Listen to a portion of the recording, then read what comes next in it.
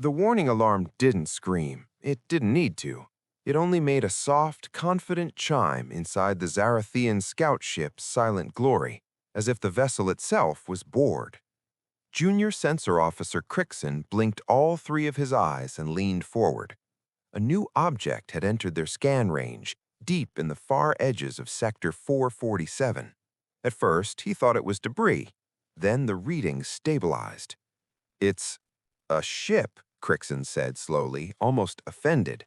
"A very large one." Commander Veshar, a veteran officer with battle scars across his scaled face, lifted his head from the command throne. "A ship?" he repeated, as if the word was a joke. Crixon zoomed in. The main screen filled with the image of the vessel, and the bridge went quiet. Because the ship looked ridiculous. It was huge, almost 3 kilometers long, but its shape was wrong. Not sleek, not elegant, not smooth. It looked like someone had welded together giant metal tubes, stacked rotating rings around the middle, and called it a day. Some sections even looked bolted. "By the stars," one officer muttered. "Is that spinning gravity?" Crixon couldn't hold back a laugh. "Yes, Commander, they're using rotation for artificial gravity, like ancient miners." Veshar's crest rose slightly in amusement. The Zarathian Empire had abandoned rotating gravity structures thousands of years ago. This was the kind of technology a species used when it was still learning how not to crash into its own moon. "Run propulsion analysis," Veshar ordered. Crixon tapped the console. "Fusion drive, primitive. Maximum speed around 3% light." Now the bridge laughed openly. Fusion, a crawling torch engine. The Empire crossed that distance in days. This ship would need years. "Life signs?" Veshar asked. "Hard to read, but there, around 12,000 life forms. Bipedal, oxygen breathers, carbon-based." Veshar leaned back. Another newborn species. Another group of starry-eyed fools stepping into a galaxy they didn't understand. "Open a channel," he said. "Let's see if they can even translate." The communications officer broadcast the Imperial greeting across all known bands. A moment passed, then the screen flickered. A face appeared. Human. 2 eyes, smooth skin, dark hair pulled back tight. Calm expression, almost too calm. "This is Captain Elena Park of the Earth vessel Pathfinder. We're a colony ship heading to establish a settlement in the Terrace system. Is there a problem?" Veshar stood to his full height, enjoying the moment. "I am Commander Veshar of the Zarathian Galactic Empire," he announced. "You have entered territory claimed by the Empire for 12,000 of your years." He waited for fear, for shock, for begging. Instead, the human simply nodded. "Oh," Captain Park said. "We didn't detect any boundary markers. Sorry about that. We can adjust course." Polite, professional, not impressed. Veshar's smile tightened. "Tell me," he said smoothly, "is this your species' first voyage beyond your home system?" "Yes," Park replied, "our first colony ship." "And how long have you been traveling?"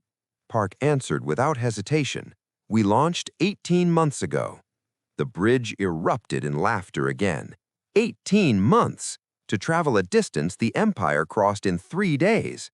Veshar lifted a hand for silence, then leaned closer to the screen. "Captain Park," he said, voice cold and kind at the same time, "you are weak. Your ship is slow. Your weapons, if you have any, are meaningless. The galaxy is dangerous, and your people are exposed." He paused, letting it sink in. "But the Empire is merciful. We offer you protection." The human's jaw tightened slightly.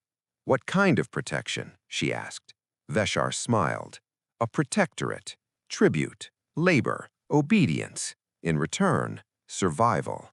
The human stared at him for 2 seconds. Then she said something that made the entire bridge freeze. "No," Captain Park replied. "We'll pass." And the screen went black. She ended the call, just like that, and the Pathfinder kept moving forward, as if the Zarathian Empire was nothing. Veshar stood motionless, feeling something unfamiliar crawl up his spine. Not anger, not laughter, a thin, sharp feeling, like the first crack in a perfect statue. Then the tactical officer spoke again, quietly. "Commander, their reactors are outputting far more power than fusion should allow." Veshar's eyes narrowed. "What?" And for the first time in his long career, Commander Veshar stopped smiling. But before the scout ship could leave, the human colony vessel did something impossible, something that made the Zarathians realize they hadn't met helpless primitives after all. They had met a trap, and the galaxy was about to regret laughing. Commander Veshar stared at the sensor report as if it had personally insulted him. "Say it again," he ordered. Crixon swallowed. His voice had lost its earlier laughter. "Their fusion output is wrong, Commander. The reactor is producing nearly 4 times what a fusion drive should at that size." Veshar's claws tapped the armrest of his command throne. Fusion drives were simple, crude, predictable. If a species used fusion, they didn't have tricks. That was the rule. Yet the numbers on the screen didn't care about rules. "Could it be a malfunction?" Veshar asked. Crixon hesitated. "If it was leaking energy, yes, but it's the opposite. The output is clean, controlled, efficient." The bridge fell into an uneasy silence. Outside the view screen, the human colony ship, Pathfinder, kept drifting forward, slow and steady. It still looked like a clumsy, scrap-built monster, but now it didn't feel funny anymore. Veshar forced his tone back into confidence. "Their captain refused us. That arrogance must be corrected." "Should we pursue?" the tactical officer asked. Veshar thought for a moment. This wasn't a battle cruiser. This was a scout ship. Its mission was observation, not conquest. Still, letting a species refuse imperial authority and simply walk away felt dangerous. "Track them," Veshar decided. "Quietly. We will follow at distance and learn where they're going." "Yes, Commander." The silent glory shifted course, gliding after the human vessel like a shadow. Minutes passed. Then Crixon spoke again, slower this time. "Commander, their hull." Veshar's eyes narrowed. "What about it?" "The density readings keep fluctuating. It's like our sensors can't agree on what it's made of." Veshar leaned forward. "Give me a number." Crixon's throat tightened. "If the scan is accurate, their hull plating is denser than standard battle armor." That was impossible. A colony ship didn't need battle armor. It needed cargo space, fuel storage, living quarters, farms, not armor. "Are they carrying heavy minerals?" Veshar asked. "Maybe, but even then, the density is too uniform. It's not cargo, it's the ship itself." Veshar felt that thin crack in his certainty widen. Still, he refused to show weakness. "Perhaps they found a naturally dense metal on their world," he said dismissively. "Some species get lucky." Crixon didn't answer, because the next alert came fast. Not from sensors, from communications. "Commander," the comm officer said, voice tense. "We're receiving a tight beam message, not from the humans." Veshar's crest rose. "From where?" The officer hesitated. "It's a burst transmission, quantum-based, instant. It didn't travel through normal space." The bridge went silent again, but this time it wasn't awkward, it was fear. Because quantum communication was classified Imperial technology. Even most Imperial citizens didn't know it existed, and this primitive human ship was using it like it was nothing. Crixon's hands trembled slightly. "Commander, they didn't just refuse us. They reported us," the tactical officer whispered. Veshar's jaw tightened. He had seen young species panic, beg, cry, surrender. But he had never seen one casually treat the Zarathian Empire like an inconvenience. And now he understood the most terrifying possibility. The humans had not been afraid. They had been patient. Veshar stood slowly. "All records," he said. "All scans, all signals. Send it to Fleet Command. Priority red." "Yes, Commander." Veshar stared at the distant human vessel on the screen. The ugly rotating rings, the crude metal tubes, the slow fusion crawl. Everything about it screamed primitive, and yet it carried secrets that made no sense. And then, as if the universe wanted to mock him, Crixon's console flashed again. "Commander," Crixon said, voice shaking now, "their ship just opened a bay door." Veshar's eyes narrowed. "What are they doing?" Crixon swallowed hard. "They're launching something." The object leaving the human vessel wasn't a probe, it wasn't cargo, it wasn't a shuttle. It was small, sharp, and moving too fast. And Commander Veshar suddenly realized the humans had brought weapons to a conversation. The object leaving the human ship was no bigger than a shuttle, maybe smaller. It slid out of the open bay like a dark seed released into space, silent, smooth, and strangely confident. Crixon's fingers flew over his console. "It's accelerating." Vishar's eyes narrowed. "With what engine?" "That's the problem," Crixon whispered. "I don't see any engine." The bridge crew leaned forward, suddenly awake. The small craft didn't glow. It didn't flare. There was no plasma trail, no exhaust, no ion stream. It simply moved. And it was gaining speed, fast. Vishar's voice turned sharp.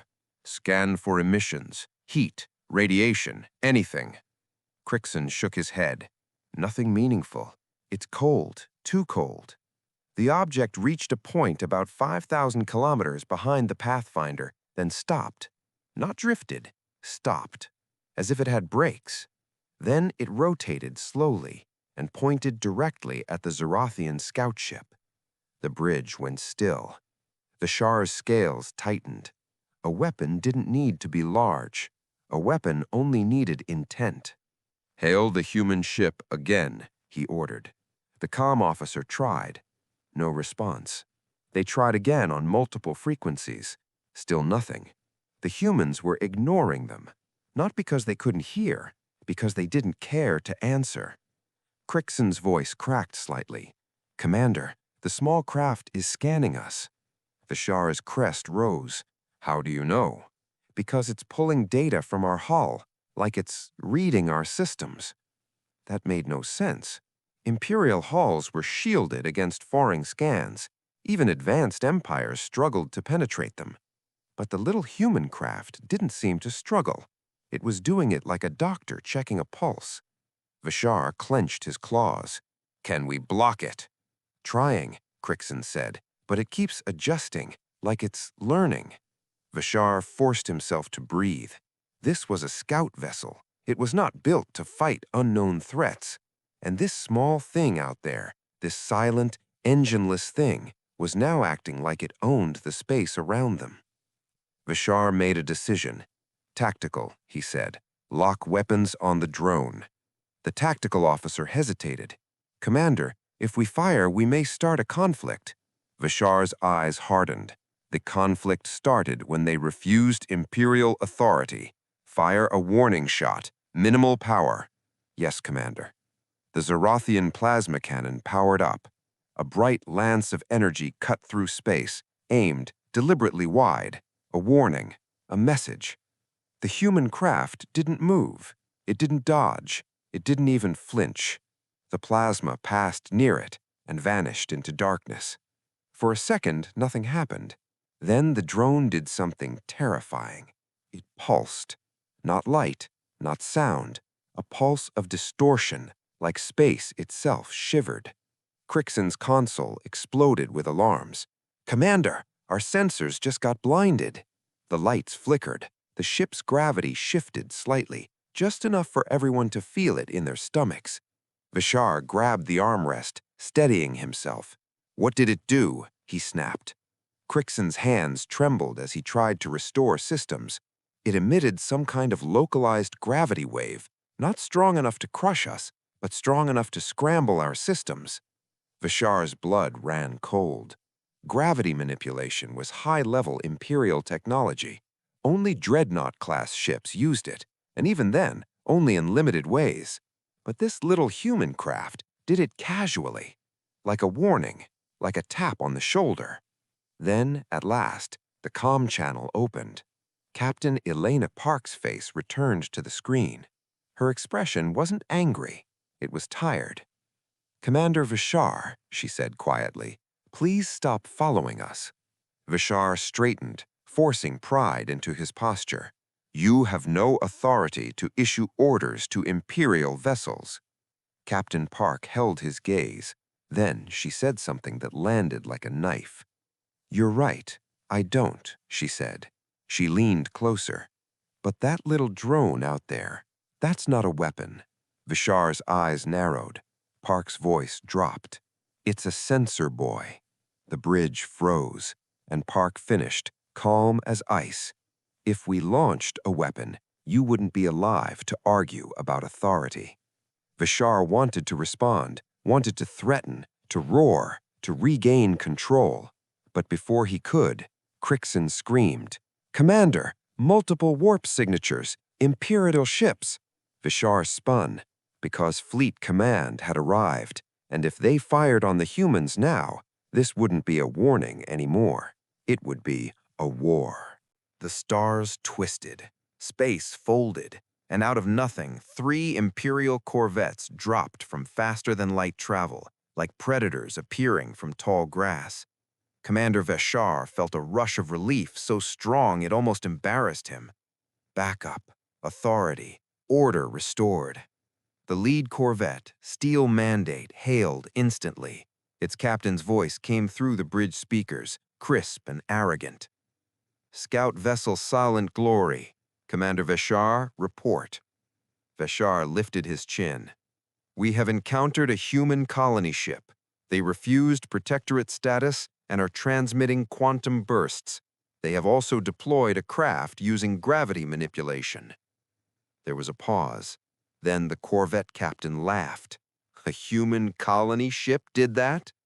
"Yes," Vishar said, forcing his tone steady. "They appear primitive, but the data suggests otherwise." The corvette captain's amusement sharpened into contempt. "Commander Vishar, you've been out here too long. You're seeing ghosts. Humans are a minor species. Fleet Command has reviewed your report and issued a simple directive." Vishar's claws tightened. "What directive?" "Inspection and seizure," the corvette captain said. "The human vessel is to be boarded, its crew detained, and its technology confiscated. We will show them the cost of disrespect." Vishar's stomach tightened.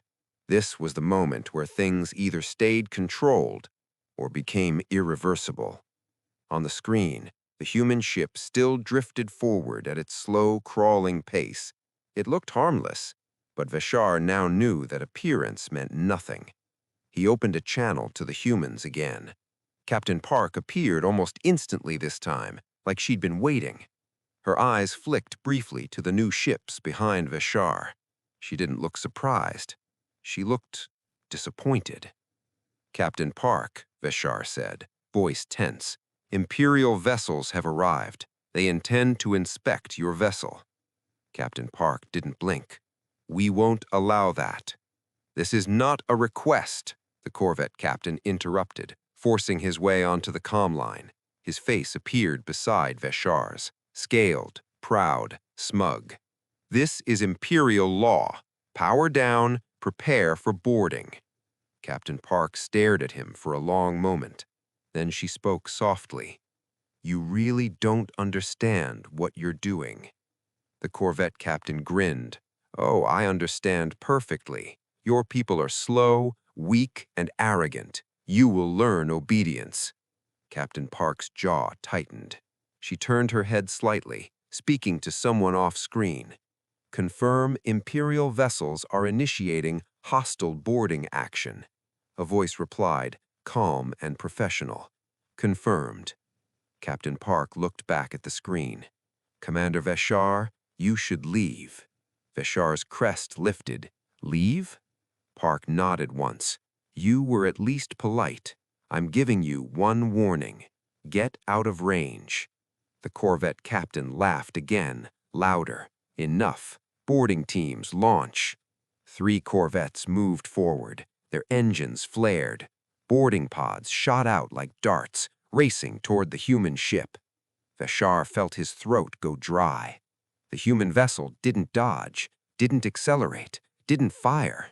It just waited. And then the small drone, the sensor buoy, moved. It didn't rush the corvettes. It didn't attack the boarding pods. Instead, it pulsed again.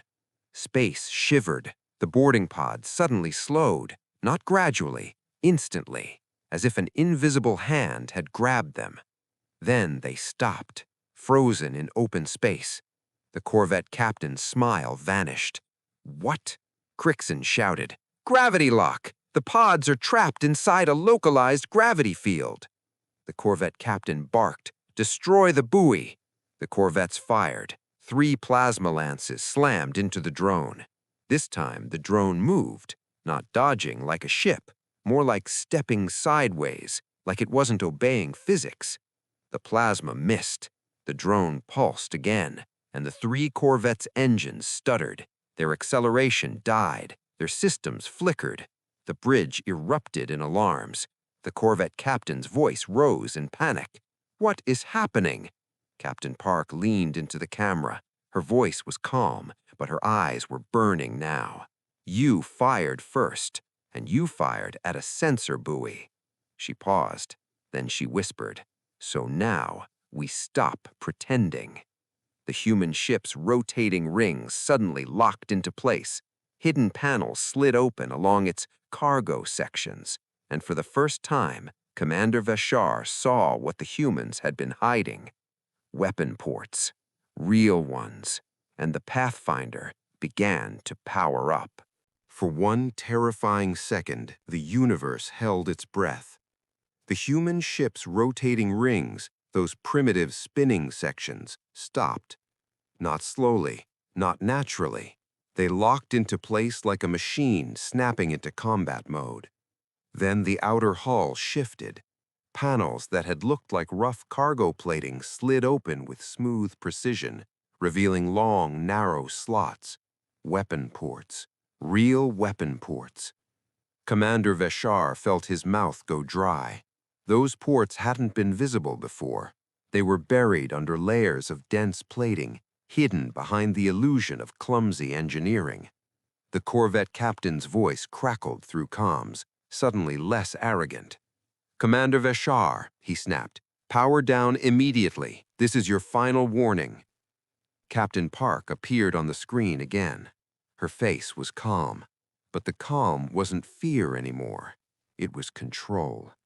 Commander, she said quietly, you boarded our space without permission. You fired on our equipment. You tried to seize our ship. She leaned closer. And now you're threatening us? The corvette captain hissed. You are in Imperial territory. You are nothing here. Park stared at him. Then she said something that made the bridge go cold. No, she replied. We're new. Not nothing. New. Behind her, human officers moved with sharp efficiency. No panic, no shouting, no confusion. This wasn't a civilian bridge.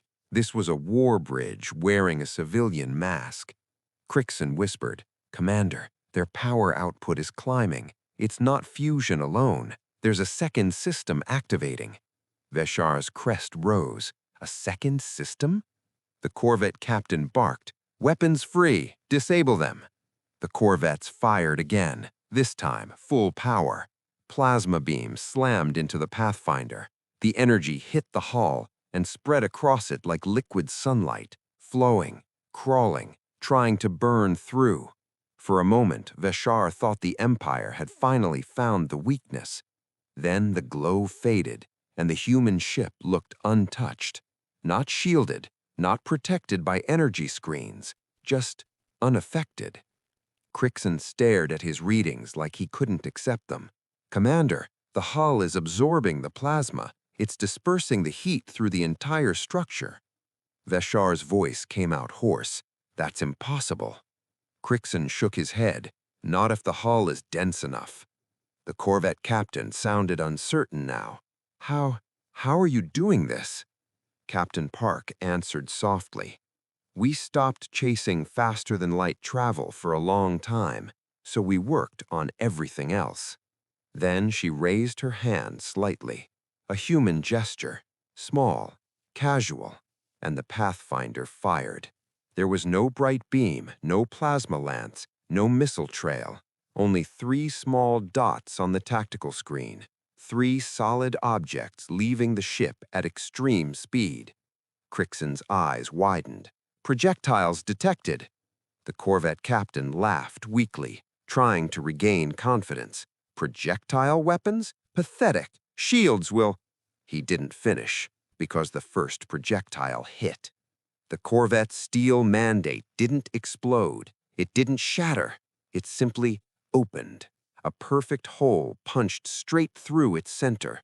The projectile didn't stop. It kept going, tearing through decks like paper. The corvette's shields didn't even flare. It was like the impact happened too fast for them to react. Then the second projectile struck the next corvette. Half its engine section vanished. Not melted, not blasted, vanished, torn apart by raw kinetic force. The third projectile clipped the last corvette, ripping off its sensor spine and sending it tumbling. All 3 corvettes went silent. No weapons fire, no engines, no pride, just drifting wrecks. Veshar stood frozen. The whole exchange had lasted less than 10 seconds. The human ship hadn't even moved. Captain Park's face returned to the screen. She looked sad when she said, "We didn't want this," she said quietly, "but you keep forcing it." Then her eyes sharpened. "And now, Commander Veshar, you're going to take a message back to your empire." Veshar swallowed. "What message?" Captain Park leaned forward. Her voice was calm, but it carried something heavier than anger. It carried history. It carried 4 centuries of waiting. "We are not asking to be protected. We are not asking to be ruled. And we are done being underestimated." Veshar thought the nightmare was over, but then Crixon screamed again.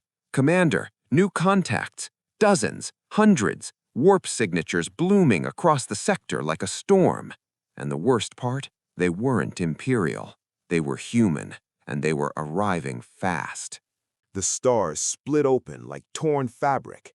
1 warp signature became 5, 5 became 20, then 50, then so many that Crixon's sensor display looked like it had been infected by madness.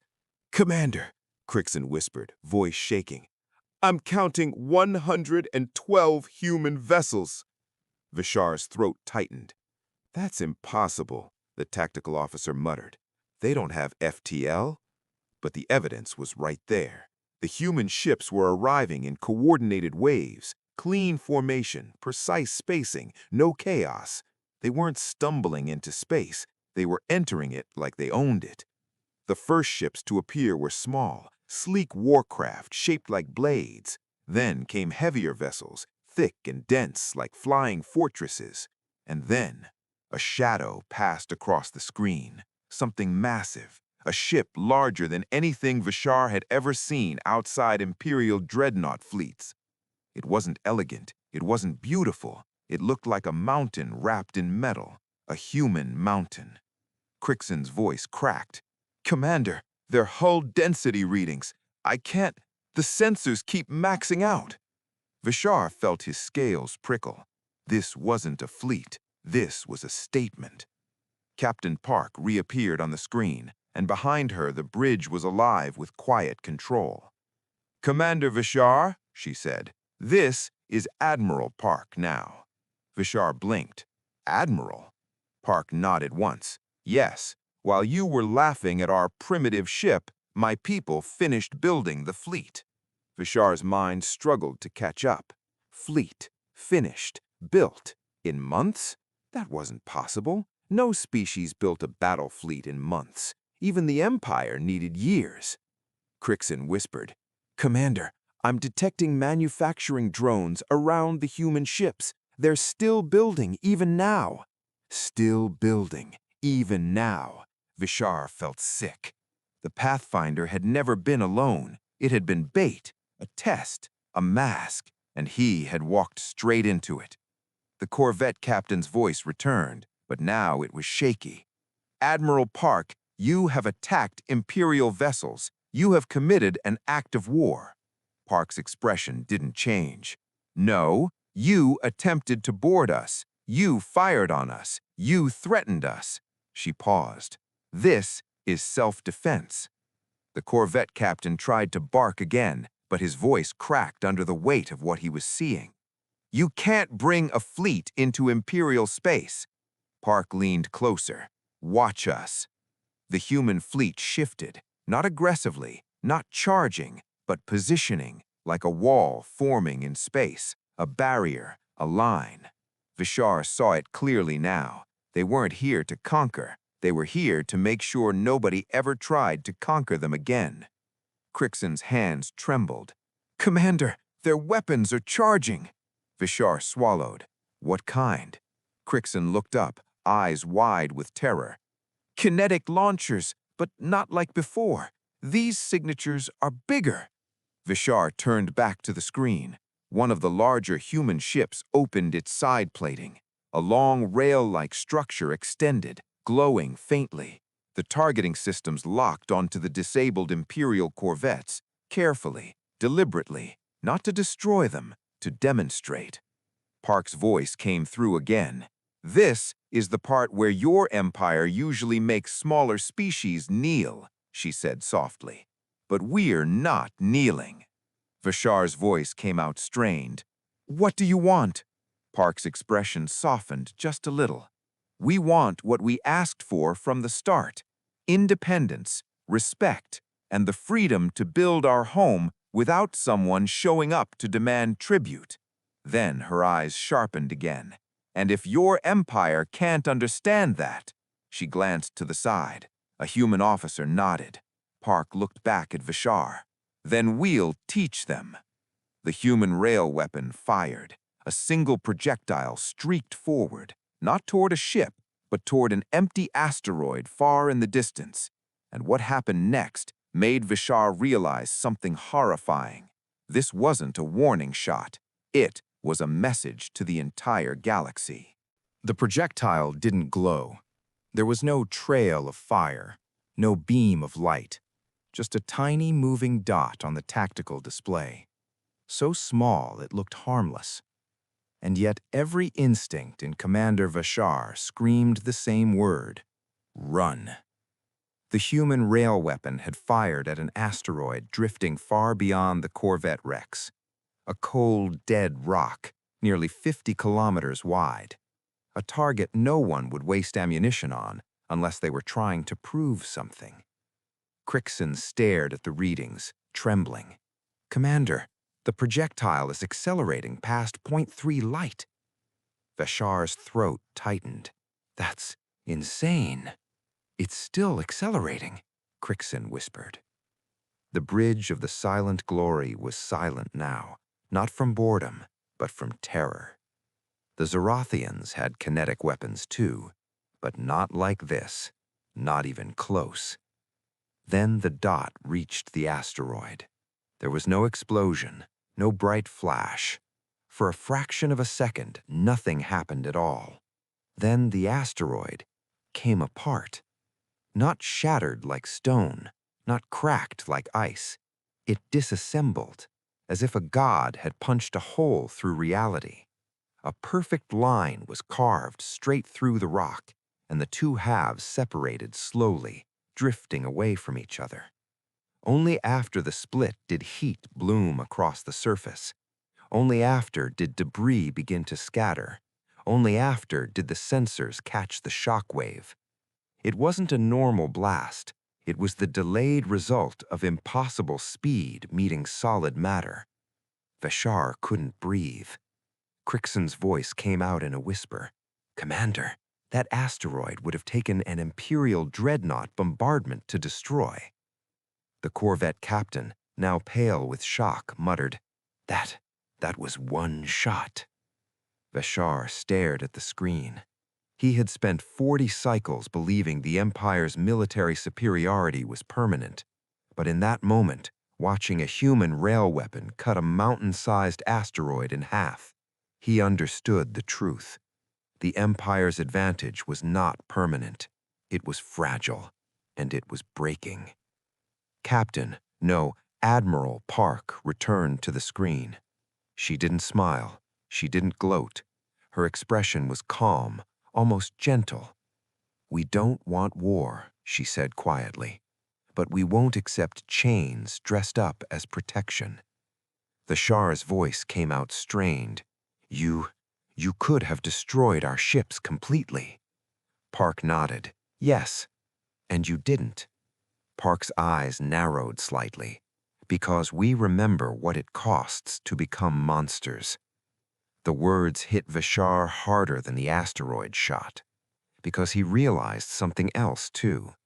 The humans weren't drunk on power. They weren't excited to fight. They looked like people who had prepared for war for so long that they hated it. People who built weapons not because they loved violence, but because they were terrified of being helpless again. Vashar swallowed. "Admiral Park," he said carefully, "what happens now?" Park's gaze shifted, as if she was looking past him, past his ship, past the sector, past the Empire itself. "Now," she said, "your leaders decide if they want a future or a funeral." Then her voice hardened. "Leave and tell your Empire what you saw." The corvette captain snapped, desperate.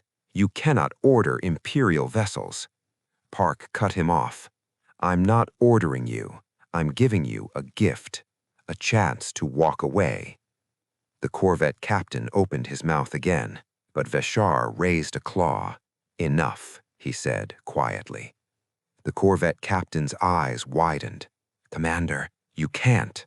"I can," Vashar said, voice firm, "because I'm the one who has been watching them, and I am telling you, we do not win this." Silence filled the bridge. Then the corvette captain finally whispered, "Understood." The Imperial ships powered up their drives. Slowly, carefully, they turned away, and the human fleet didn't chase, didn't fire, didn't celebrate. They simply watched, like sentries guarding a door. As the silent glory jumped to FTL, Vashar stared once last at the human fleet. 100 warships, then more behind them, and he realized something that chilled him deeper than space itself. This wasn't even their full force. This was only what they had decided to show. Back in Imperial territory, Vashar's report hit Fleet Command like a meteor. But instead of fear, the High Admirals reacted with rage. And 3 days later, the Empire sent a response. 50 warships, 2 dreadnoughts, and an order to erase New Terra. The Imperial High Command did not believe in embarrassment. It believed in correction. And when Commander Vashar's report arrived, it didn't land like a warning. It landed like an insult. In the war chamber of the Fourth Fleet, Admiral Threxar watched the combat recordings in dead silence. 3 corvettes disabled, a human colony ship revealing hidden weapons, a rail shot slicing an asteroid like it was soft fruit. When the footage ended, the room stayed quiet, not because they were shocked, because they were furious. "This is propaganda," one officer snapped. "Sensor manipulation, a trick." Science Director Paloran, an old Zarathian with pale scales, cleared his throat. "The data is consistent across multiple systems. It's real." Admiral Threxar's crest rose. "Then explain," he said slowly, "how a species using fusion drives built weapons that outperform Imperial plasma cannons." Pelorin shifted uncomfortably. "It appears humans developed along a different path. Their FTL is weak, so they—" "Enough," Threxar interrupted. His voice was sharp as metal. "6 months ago, Commander Vishar offered them mercy. They refused. Now they have humiliated Imperial ships in our own territory." His eyes swept across the room. "We do not negotiate with arrogance. We crush it." A younger officer hesitated. "Admiral, if the report is accurate, a direct fight may be costly." Threxar's stare could crack stone. "Costly?" he repeated. "We have ruled this region of the galaxy for 12,000 years. We did not do that by hesitating every time a minor species barked." He turned to the war map and pointed at the human colony system. "New Terra. 50 warships, 2 dreadnoughts, full bombardment capability." He paused. "And if the humans resist, we erase their colony and leave the ruins as a lesson." Pelorin stepped forward, voice careful. "Admiral, may I remind you, the humans showed restraint. They did not destroy our vessels. They could have." Threxar laughed, cold and humorless. "That's because they're still naive. They think restraint makes them noble." He leaned in. "But nobility doesn't matter when the Empire decides you're a problem." The war chamber began to buzz with agreement. Officers nodded. Weapons commanders smiled.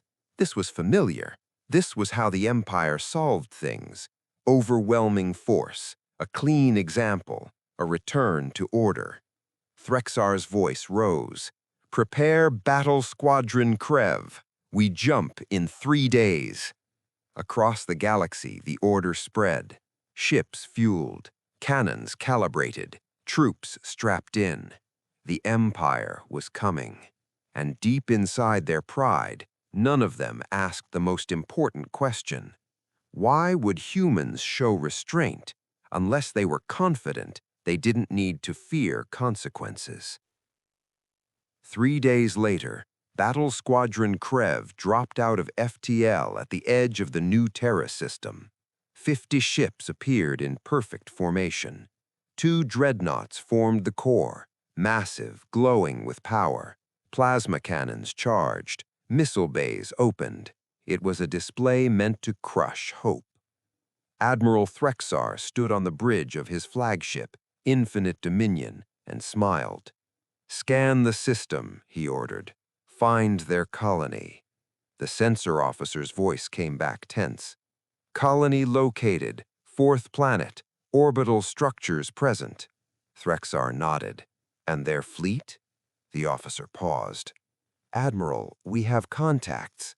"How many?" Threxar asked, already smiling. The officer swallowed. 12. Threxar laughed. 12 ships, he said, satisfied. "So that's the human fleet."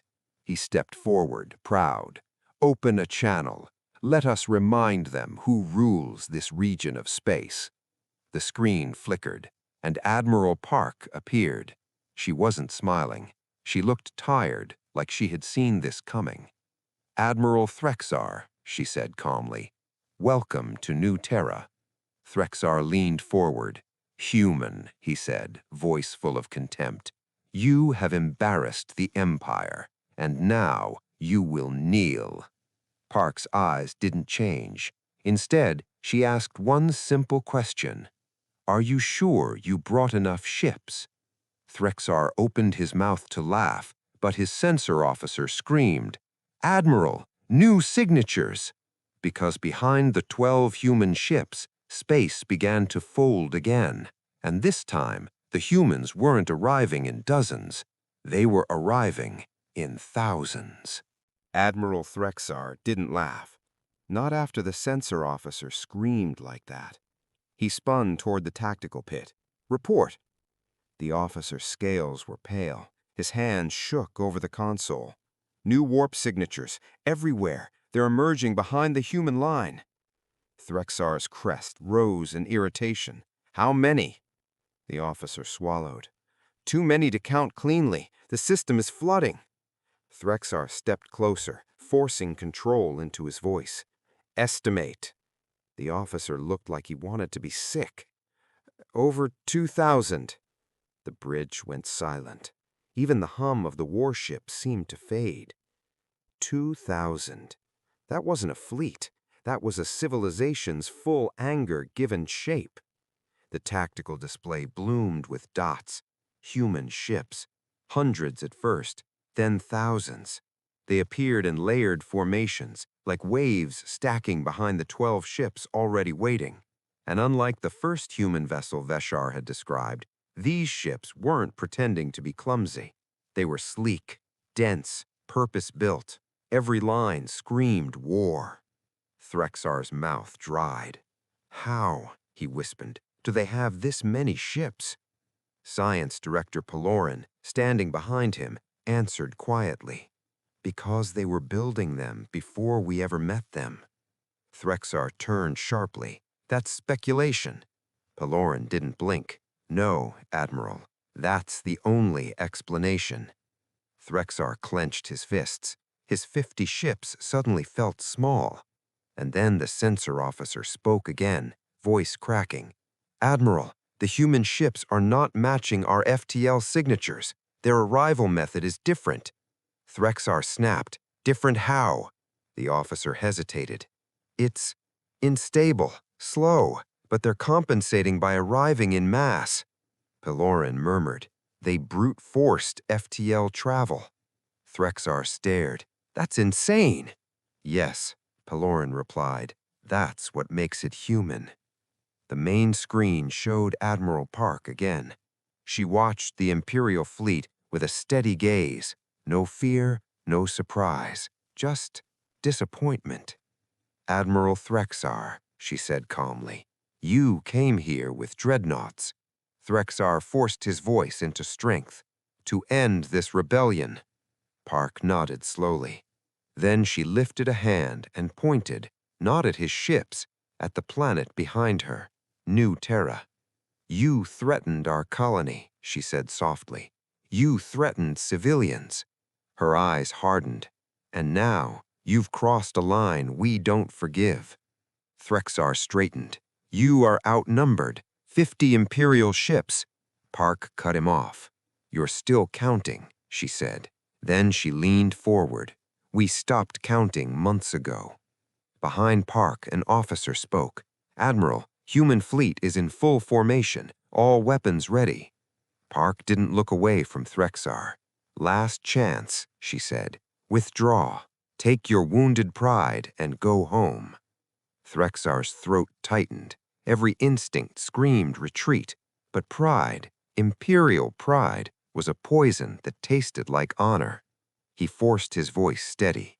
We do not withdraw from primitives.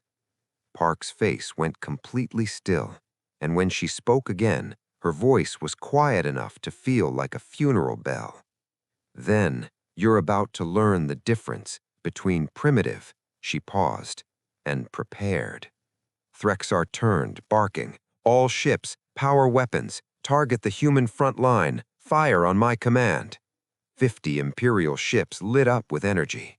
Plasma cannons charged, particle beams aligned, missile bays opened. It was beautiful. It was terrifying. It was everything the Empire had used for 12,000 years to make the galaxy obey. Threxar raised his hand. Fire! And in that exact moment, something happened that made his blood freeze. The 12 human ships at the front didn't raise shields. They didn't move. They simply opened their hulls.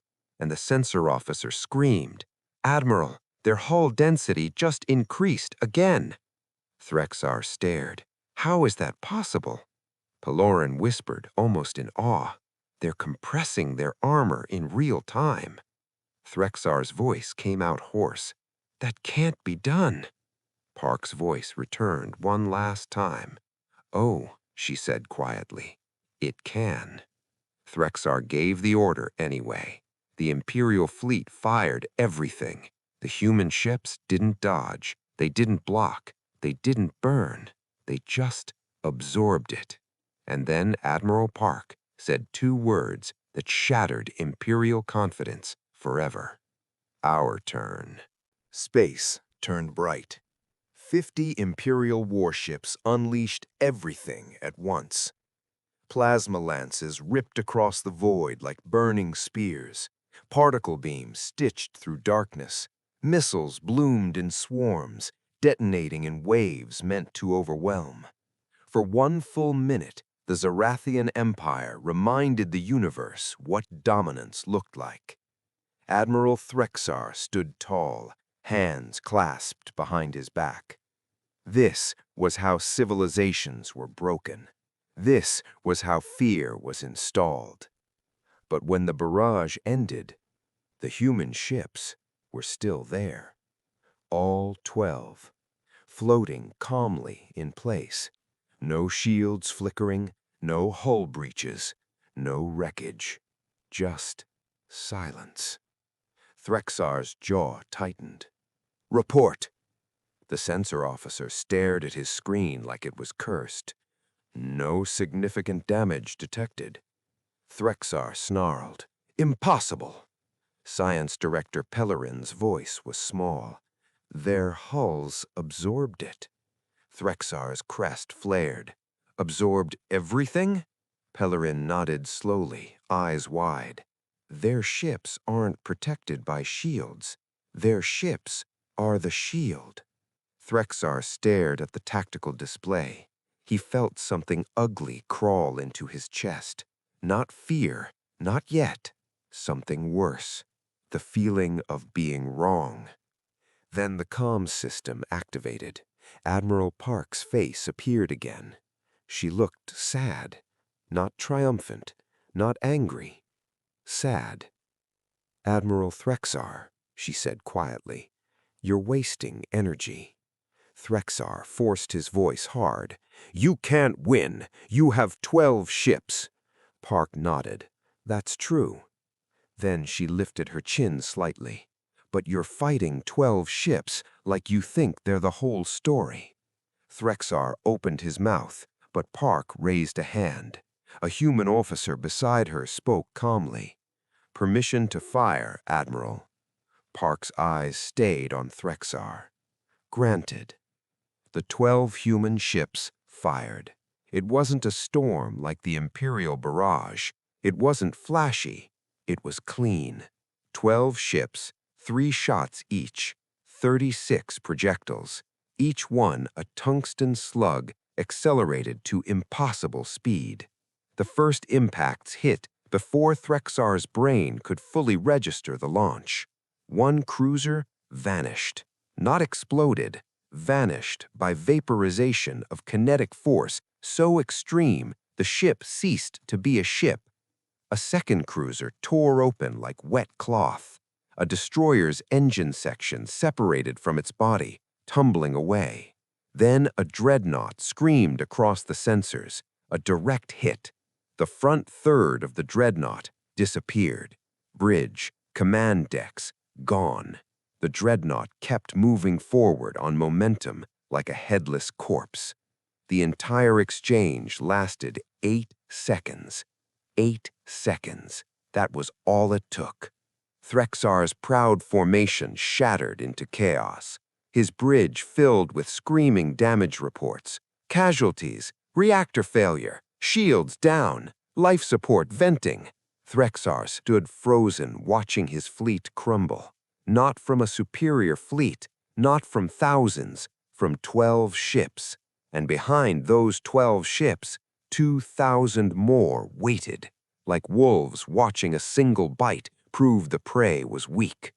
Admiral Park's voice returned, not cold, not cruel, just final. "We warned you," she said. Threxar swallowed. His mouth tasted like metal. He wanted to order another attack, wanted to rage, wanted to deny, but the math was no longer negotiable. He had 50 ships, Now he had 42 functional vessels. The humans had 12 in the front line, 0 damage, and thousands behind them. Threxara's voice came out broken. "All ships," he whispered, "powered down weapons." His officer stared at him, horrified. He forced the words out. "Withdraw." Silence. Then, slowly, the Imperial fleet began the humiliating retreat.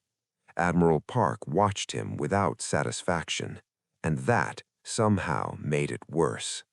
Before the channel closed, Park spoke one last time. "We don't want to destroy your empire. We just want you to stop trying to own the galaxy."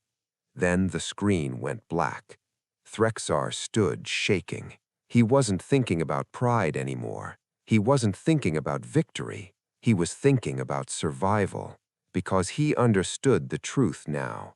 If humans ever decided to stop showing restraint, the Empire wouldn't last a year.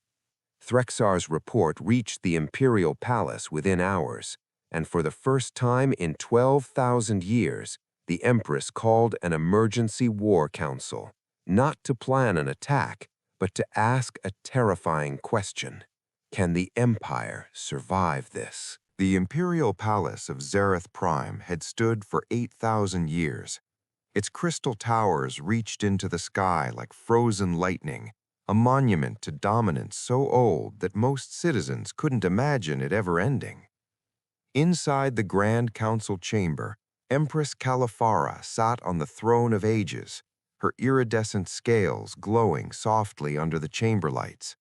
She was ancient, 240 cycles, and in all that time, she had never seen her commanders look like this. Admiral Threxar stood before her, stiff as stone, but his eyes carried something no Zarathian admiral should ever carry: fear. The holographic recording played again. 12 human ships absorbing Imperial fire, then returning it. 36 shots, 8 ships disabled or erased. 8 seconds. When the display ended, silence filled the chamber like smoke. "Explain," the Empress said quietly. Science Director Pellerin stepped forward, his voice trembling with exhaustion. "Majesty, we made a foundational mistake. We assumed that a species' technology advances in the same order as ours." He tapped the air, and diagrams appeared. The humans failed to develop reliable faster-than-light travel for centuries. They were trapped in their home system for 400 years. General Nexthal scoffed. 400 years? Then they should be behind. Pellerin shook his head. "No, General," he swallowed. "They spent those 400 years perfecting everything else." He showed the human hull scan, compressed matter alloys, density beyond known standards, a ship built like armor itself. Then the weapon scan, relativistic kinetics, simple metal slugs moving at 40% light speed. The council murmured in disbelief. Fleet Admiral Kisara leaned forward. "Even if this is true, how many ships do they have?" Intelligence Director Vixasha stood. Her 3 eyes were grim. "We have confirmed at least 3,000 human warships, possibly more." The chamber went dead silent. 3,000. That was not a rebellion. That was a rival empire being born overnight. General Nexthal spoke quickly, voice sharp. "Then we strike now, full war. We commit 60% of our fleet and wipe them out before they grow further." The Empress didn't move. "Casualties?" she asked. Fleet Admiral Kisara hesitated. "Catastrophic, Majesty, even if we win." "And if we wait?" the Empress asked. Kisara's voice dropped. "Then we lose. In 1 year, they could match our entire fleet. In 2 years, exceed it." The Empress rose slowly from her throne. Her movement alone made the room hold its breath. For 12,000 years, the Zarathian Empire had never recognized another civilization as equal. It had only known subjects, protectorates, tribute, obedience. Kalifara walked to the great window overlooking the capital city. Millions of Zarathians moved below, unaware their universe had shifted. Then she spoke. "What do we know of human intent?" Admiral Threxar finally lifted his head. "They do not seek conquest," he admitted. "They seek independence. They only attacked when we tried to force them." Vixasha nodded. "They disabled ships when they could have destroyed them. They offered medical protocols. They showed restraint." The Empress turned back. Her eyes were calm, but her voice carried steel. "Then this is not a war problem. It is a pride problem." General Nexthal stiffened. "Majesty!" Kalifara raised a claw. "We are not barbarians," she said firmly. "We will not commit genocide because our ego was bruised." The chamber shook with tension. Then she said the words that made history crack open. "We will negotiate." Kasara's crest flared. "Majesty, the Empire has never—" "Then perhaps," Kalifara said, voice steady, "it is time the Empire learned." She walked back to the throne and sat. "Send a diplomatic mission to New Terra, not a protectorate offer, not tribute, a treaty between equals." The council stared at her like she had spoken madness, but Kalifara's gaze did not waver. "If we fight them, we may win and bleed ourselves into collapse. If we ally with them," she paused, "we may survive the future." 3 days later, a Zarathian ambassador stepped onto a neutral diplomatic station. He carried a treaty no empire had ever offered before, and waiting for him inside was Admiral Park. But she wasn't alone, because humanity had one final condition, one that could change the galaxy. The diplomatic station floated in neutral space like a quiet breath between two storms. It wasn't beautiful, it was practical. Built fast, built strong, built to survive.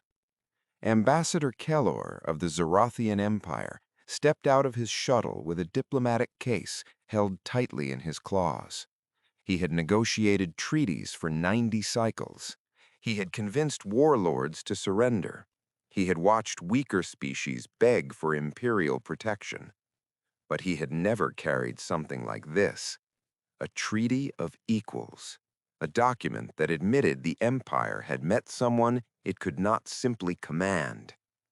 2 human guards met him at the airlock. No armor, no intimidation, but their weapons were compact and disturbingly efficient, like tools designed by people who hated waste. "Ambassador Kellor," one guard said politely. "Welcome. Admiral Park is waiting." Kellor followed them through clean corridors and into a circular conference chamber. No long table, no sides, just a circle, equality in furniture form. Admiral Elena Park stood as he entered. She wore a simple uniform, no weapon, no dramatic posture, but her presence filled the room. Behind her sat a mixed group, military officers and civilian advisors. Kellor took his seat. For a moment, silence hung between them. Then Kellor spoke carefully. "I will begin with something the Empire does not often say." He bowed his head. "We were wrong." Park's eyebrows lifted slightly. Kellor continued. "We assumed your ships meant weakness. We assumed your refusal meant ignorance." He placed the case on the table and opened it. Inside were data crystals and one personal message from Empress Kalifara herself. Kellor activated it. A hologram of the Empress rose above the table. Her voice was steady. "Humanity," she said, "you have proven that power can be built through different paths. We underestimated you, and you showed restraint when you had no obligation to do so. Therefore, I offer something unprecedented, a partnership, not a protectorate, not tribute, a treaty of equals. The hologram ended. The room was quiet. Park leaned back slightly. "That's not what I expected," she admitted. Kellor nodded. "Honesty is the only thing that makes sense now." Park's eyes sharpened. "Then I'll be honest too." She looked around the circle, then back at him. "We don't want to build warships forever, Ambassador. We built them because we had to, because we knew the galaxy would treat us like prey the moment we stepped outside our home." Kellor swallowed. Park continued. "We want colonies, research, homes, but we will not accept anyone owning us." Kellor nodded slowly. "Then tell me what you require." Park didn't hesitate. 5 conditions. First, full sovereignty. No imperial laws in human space. Kellor answered instantly. "Agreed." Second, full technology exchange. No hidden limits. "Agreed." Third, mutual defense means mutual. If humanity is attacked, the Empire responds as if its own worlds were threatened. Kellor hesitated, then nodded. "I will confirm the wording with the Empress, but yes, in principle, agreed." Fourth, joint command in combined operations, no automatic authority. "Agreed." Park's eyes softened slightly. And fifth, she paused. "We keep expanding into unclaimed systems. We won't accept restrictions on our growth." Kellor studied the star map they displayed. Then he nodded. "Then we have the bones of peace." Park exhaled slowly, as if she had been holding her breath for months. Kellor stood and extended his claw. Park took it in the human handshake, not as subject to ruler, but as equal to equal. Outside the station, 2 fleets waited, not aimed at each other anymore, but watching, measuring, hoping. And as the treaty was signed, something quietly changed across the galaxy. For the first time in 12,000 years, the Zarathian Empire didn't gain a protectorate, it gained a partner. That night, Admiral Park looked out at the stars and whispered a simple truth. "We didn't come here to kneel. We came here to belong." And for the first time since humanity reached the dark between worlds, it finally felt like the galaxy might have room for them. The end. May this message strengthen your faith and renew your hope. Thank you for staying until the end. If this touched your heart, like, share, and subscribe to Astro Realms for more uplifting content. May God's blessings overflow in your life. See you soon.